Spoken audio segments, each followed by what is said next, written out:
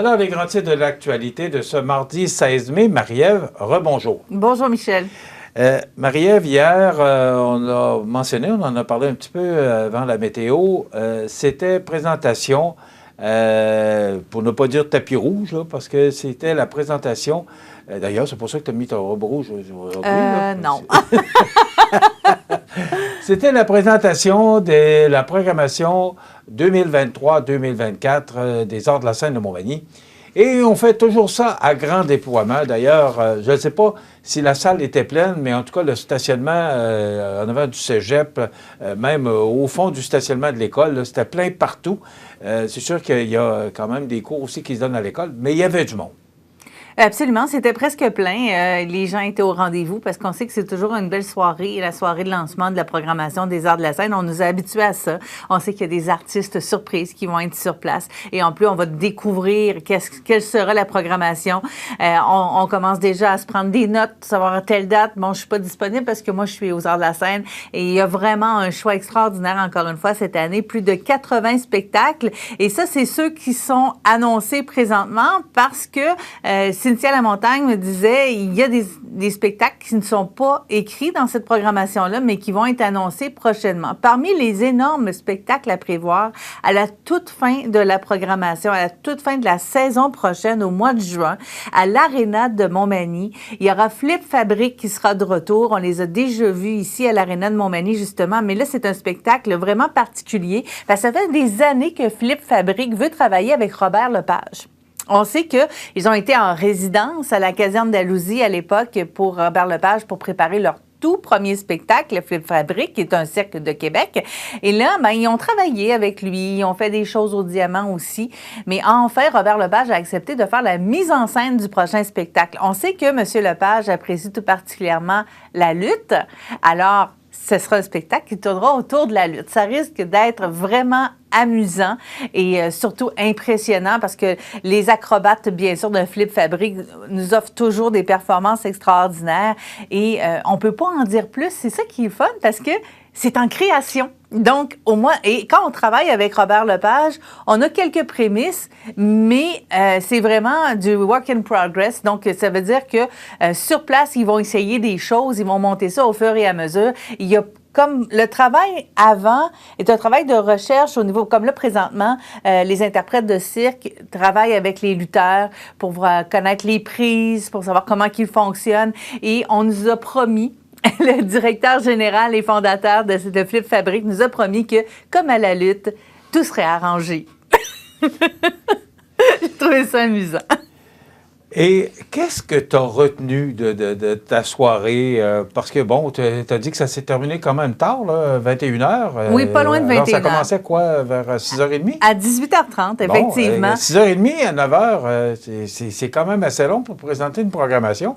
Qu'est-ce que tu as retenu de cette soirée-là? Parce que je ne peux pas te demander de nous parler des 2h30 que tu as vues et entendues, là, parce qu'on va demander à Cogeco une demi-heure de plus. Mm-hmm. Mais principalement, qu'est-ce que tu retiens là, de la programmation de cette année ou de la prochaine année? C'est la première programmation de Cynthia Lamontagne.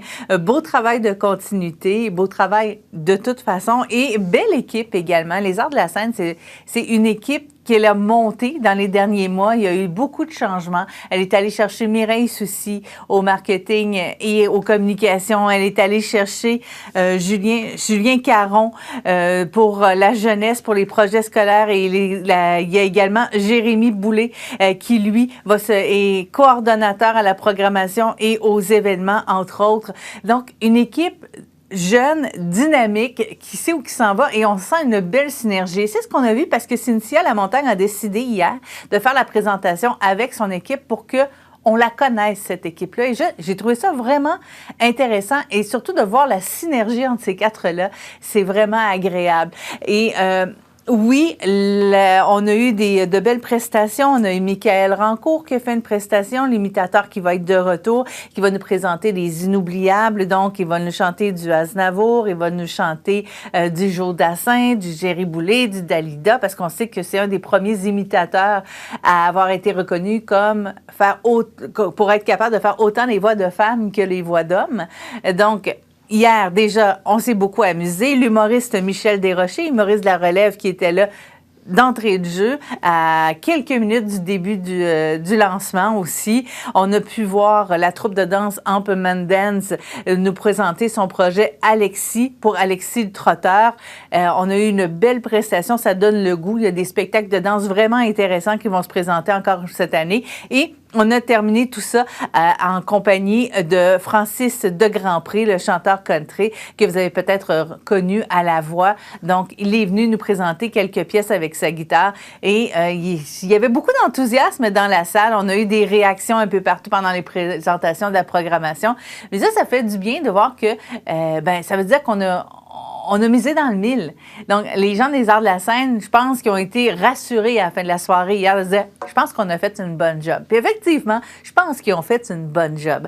Là, ça débute avec, bien sûr, les VIP qui peuvent aller chercher leurs billets. Donc, pour les monsieur, madame, tout le monde, ceux qui ne sont pas ni privilèges ni VIP, il va falloir patienter un peu. Là, c'est au début juin qu'on va pouvoir aller chercher nos billets. C'est à partir du samedi 3 juin à minuit qu'on va pouvoir réserver nos places. Et je vous dirais qu'il y a quelques spectacles qui vont probablement devenir complets très, très, très rapidement, encore une fois. Puis ça, je sais que Cynthia le dit également là, pendant nos chroniques, c'est dommage de dire que c'est complet parce que vous pourrez pas voir le spectacle. Mais ça fait plaisir de dire que c'est complet parce que ça veut dire que le culturel ici à Montmagny, ça intéresse les gens, que vous allez dans nos salles et que les arts de la scène ont encore leur raison d'être aujourd'hui. Puis ça, vraiment, là, c'est un cadeau pour eux, là, dans le fond, à chaque fois, de pouvoir dire le spectacle est complet, vous avez répondu présent. C'est un gros défi pour Cynthia, parce que l'an passé, à ce moment-là, c'était Christian Noël et Cynthia qui annonçaient, j'étais là, c'était les deux co-animateurs, qui annonçaient la programmation 22-23. Et là, Christian Noël, on le sait, est parti au mois de septembre. Et là, c'est Cynthia. Et là, elle a eu à renouveler son équipe. Mireille Soucy est arrivée parce que Jonathan Renière est parti.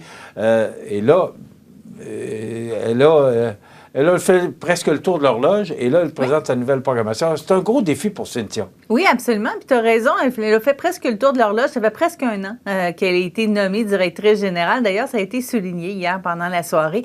Et elle a pris le temps de remercier Christian Noël pour les 20 quelques années qu'il a été là et qui a monté ce projet-là, qu'il l'a pris à la base. Donc, il a bien mis la table. Oui, c'est ça. On lui demandait 2-3 spectacles par année que ça serait correct. Finalement, comme elle disait si bien dans la présentation hier, je pense qu'elle avait compris 2-3 spectacles par fin de semaine. Donc, c'est effectivement ce qu'il y a présentement à Montmagny, 2-3 spectacles par semaine. Et ça permet vraiment aux gens ici d'avoir accès à cette culture-là, une culture variée aussi, mais à coût vraiment très bas. Parce que les mêmes artistes, si vous allez les voir, vous le savez, hein, si vous allez les voir à Québec, si vous allez les voir à Montréal, vous allez avoir un prix vraiment différent, là, vraiment plus élevé. Donc, il y a un gros travail de ce côté-là aussi pour les arts de la scène. Et imaginez ce qu'on va pouvoir faire avec la nouvelle salle. D'ailleurs, je ne sais pas si les gens, des fois, s'imaginent comment on est chanceux d'avoir cette corporation de spectacles-là, parce que hier, ça a rentré par courriel, je ne sais pas, là, vers 9h, je n'ai pas regardé l'heure, mais à un moment donné, je défilais, je déroulais, et là, mais ça finissait pas. Tu sais, je me disais, puis de voir la qualité, il y a quelques artistes que je connaissais moins, mais je voyais la qualité, peu importe à quel niveau de la culture dont on présente les spectacles, mais je regardais la qualité des gens qui viennent ici. On est choyé, tu sais, dans une petite région comme la nôtre, d'avoir autant de spectacles et surtout des spectacles de qualité, une programmation aussi bien étoffée. On ne peut que lever notre chapeau à toute l'équipe des arts de la scène. Oui, effectivement, Michel, dans le fond, ce qu'a réussi à faire Christian Noël parmi toutes les années où il a travaillé pour les arts de la scène, c'est entre autres de mettre Montmagny comme un passage obligé pour les artistes, comme un passage agréable, parce qu'on est accueillant et les artistes aiment venir ici. Donc, c'est sûr que même s'ils ont des tournées dans les grandes salles, ils aiment arrêter à Montmagny. On se rappellera qu'on a eu droit à des artistes comme Yves Duteuil, comme Julien Clerc, des artistes internationaux qu'on n'aurait pas pensé avoir. Éric-Emmanuel Schmitt, l'auteur, est venu faire sa pièce de théâtre lui-même ici sur place. C'est le genre de choses qu'on s'attend à voir dans les grandes villes, mais qu'on ne s'attend pas nécessairement à voir en région, parce qu'il ne faut pas se le cacher, Montmagny, même si on est juste à 45 minutes de Québec, on est considéré comme la région. Donc, vraiment, là, une programmation comme ça, c'est pas tout le monde qui a la chance d'avoir ça, et c'est par le travail des arts de la scène qu'on peut avoir accès à cette culture. Et tu le dis, oui, il y a des artistes qu'on connaît moins, mais on n'a pas oublié justement aussi la mission de faire découvrir, de ne pas y aller seulement avec des artistes établis, des valeurs sûres, c'est qu'on continue à vouloir faire découvrir. Et ça aussi, moi, je lève mon chapeau pour ce genre de réaction-là. OK. Ben, on aura passé presque 8 minutes, mais ça vaut quand même la peine de parler parce que c'est une belle programmation, puis c'est digne de mention. Et on va en reparler demain à la chronique culturelle. Bon, alors, on va en reparler demain. Maintenant, il y a eu un début d'incendie sur l'avenue Collin hier soir. Absolument. Le service de protection contre les incendies de la Ville de Montmagny a répondu à un appel hier vers 18h05. Début d'incendie dans un immeuble à logement qui est situé au 135 avenue Collin à Montmagny. Alors, dès leur arrivée, les pompiers sont intervenus au logement du 3e étage. Il y avait de la fumée qui s'en échappait, donc on a fait du travail de recherche dans la structure du bâtiment pour circonscrire le feu puis éviter la propagation. L'événement a été contrôlé rapidement par les sapeurs. Les dégâts sont, semble-t-il, mineurs. Ils ont été limités à l'appartement concerné. Par contre, la Croix-Rouge a été requise pour reloger temporairement les locataires touchés par le sinistre. L'incendie demeure sous enquête.